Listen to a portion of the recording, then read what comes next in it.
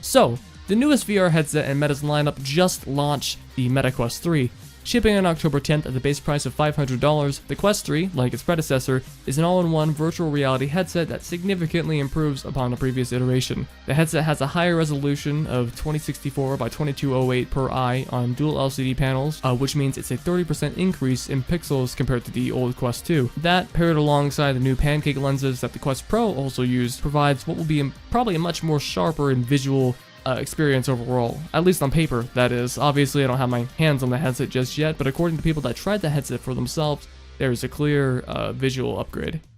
Speaking of visual upgrades, the Quest 3 introduces a new Snapdragon XR2 Gen 2 chipset, which I know makes absolutely no sense, but to dumb it down, it allows for way better graphics in many of your favorite Quest games, and blurs the line between PSVR, PC VR, and Quest graphics. It won't be as good, but it'll be pretty close.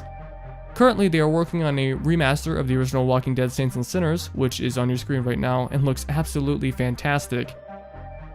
And as well, Red Matter 2 is also getting a bit of a facelift, the dynamic shadows making a huge difference in an already quite beautiful game, honestly. But the biggest feature of this headset, honestly, though, has to be the new revamped pass-through mode. Previously, pass-through on the Quest 2 was an ugly grayscale mess of pixels with no true depth to it. But now with the Quest 3, we have true color high-res pass-through with a new depth sensor that improves the mixed reality experience tenfold. If you are familiar with the Microsoft HoloLens headsets, this is very similar to those devices. In simple terms, you get to put virtual stuff in the real world that you get to view with the Quest 3. And although we aren't getting that Microsoft promised Minecraft AR mode that we saw in 2015, which was so cool, Meta did reveal a similar game that is releasing December 7th named LEGO Bricktales. It looks a lot like the old Minecraft demo that we got to see, and will probably be the closest we ever get to it. Unless... So what does this mean for the future of VR? Aside from the obvious graphical improvements in almost every game that will release, the new hardware will allow for greater and larger scale experiences that we previously couldn't have on older standalone headsets. More importantly though, it may open the door to more potential VR ports, both official and unofficial.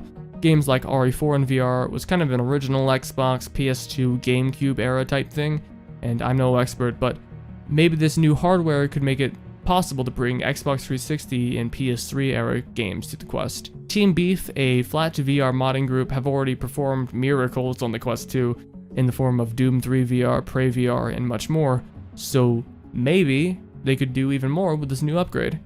Whether or not that'll be possible, we will see, but for now, what we know is this headset's gonna be awesome, and I will be sure to cover it once it arrives on October 10th, or whenever it decides to get here.